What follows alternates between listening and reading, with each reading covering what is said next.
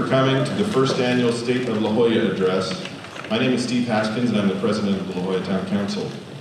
We believe that bringing together various groups and civic organizations in La Jolla at the same time and at the same place provides a great opportunity for all La Jollans to get to know who these groups are, what they do, and whether you want to be involved with one or more of them.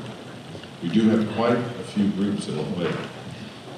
Tonight's event is the first in a series of events like this that will go on throughout this year. Tonight is focused on organizations that deal with land use and governmental matters. The next event, the State of La Jolla, will be for arts and culture.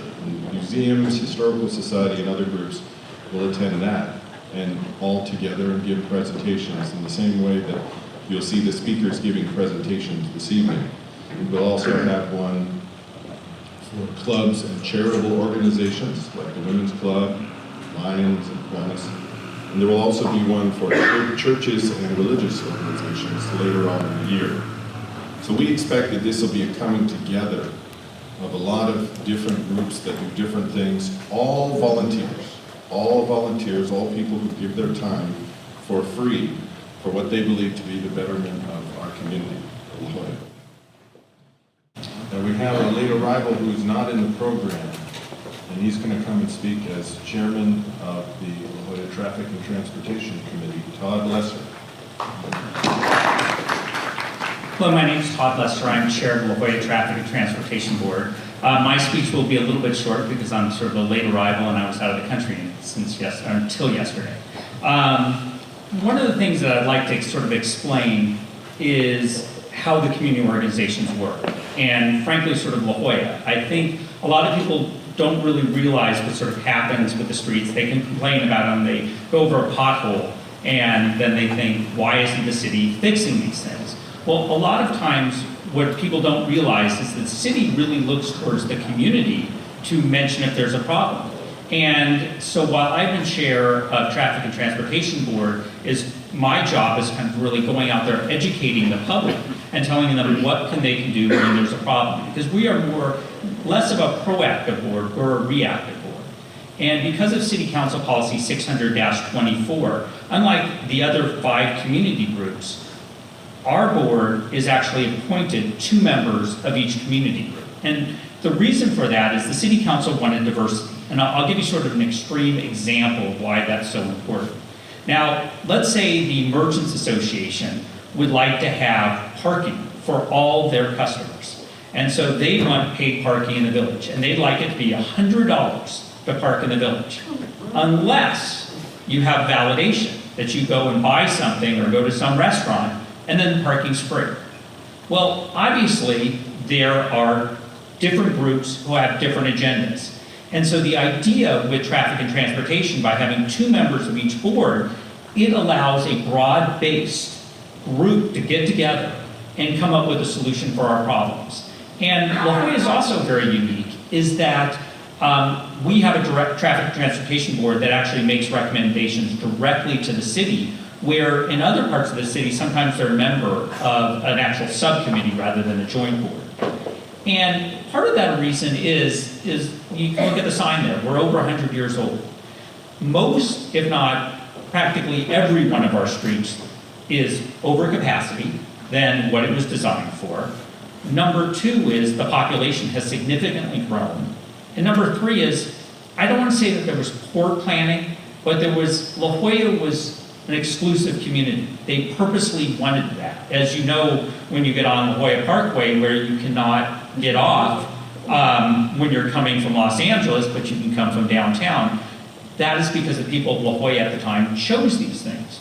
Well, because of that we're dealing with the impact of that. And traffic and transportation has a constant battle of how to try to fix some of these problems because of that. I mean, there was a trolley that used to be here. Most people probably didn't have a car, or if they did, they had 1 car. There weren't condominiums that used to be a single-family home that now have 8 condominiums that have 16 cars. And a lot of people also don't realize that on La Jolla Parkway, used to have crosswalks going across it, and because there wasn't that much traffic. Now, there are segments of the 52 freeway that have less amount of cars on it than we have coming into La Jolla every day. And so what's really happened is we're trying to address those things. And so when people contact either Sherry Leitner's office or contact me or contact the city, they ask to come to us so we can try to make a solution. Now, sometimes, unfortunately, the solution is there is no solution. And other times, we can't solve problems. And some of the things we've accomplished lately is we put a blinking crosswalk between La Jolla Elementary and Gillespie School because a lot of cars were kind of speeding through there and some people had gotten hit. La Jolla Elementary had done a fundraiser where they have a farmer's market on Sunday mornings, which was now causing even more people to come. And so that's sort of what we kind of deal with on an ongoing basis. And so I invite the community to come to us and address some of the concerns. And you know, I kind of looked at some of the other community groups around the county, and I went to Rancho Bernardo, and I looked and I saw all their traffic and transportation meetings were canceled for lack of agenda items.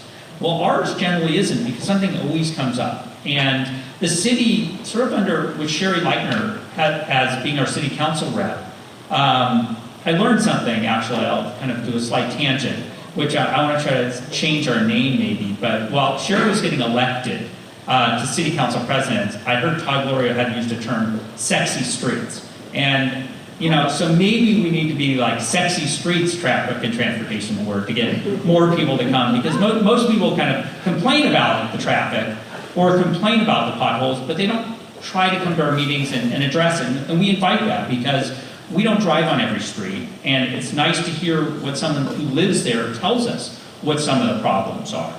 And so on an ongoing basis, we're always sort of addressing that. And an example of how responsive the city is, you know, I'll go on the city's webpage and complain about a pothole. I will get an email back, and it usually gets fixed in a week or two. Sometimes right away if it's on an important intersection. And so they are responsive. So don't complain about something or just hold it inside. Tell someone about it. Call Sherry Leitner's office, email myself, call the mayor's office, and if a stop sign's been hit, they'll fix that day.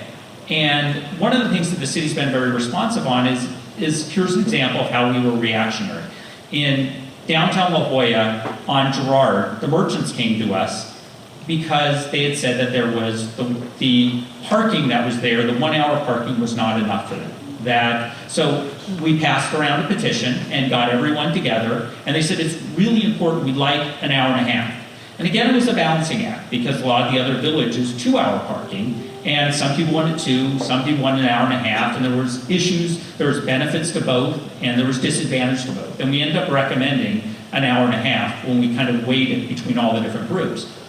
But what the city did is, when I talked to the city, I said, the merchants really want this done before the holidays, that this is their high season, and they'd really like it done. And the city made it happen. So as much as people are kind of disgruntled and think that the city doesn't do things, if you go through the proper procedures and you go through these things, they will make it happen. And so I'm glad I was invited here today to hear some of the plans of what the other community groups are doing, so we can kind of prepare for it, and we can kind of plan what things should go on our agenda in the future. So thank you for inviting me.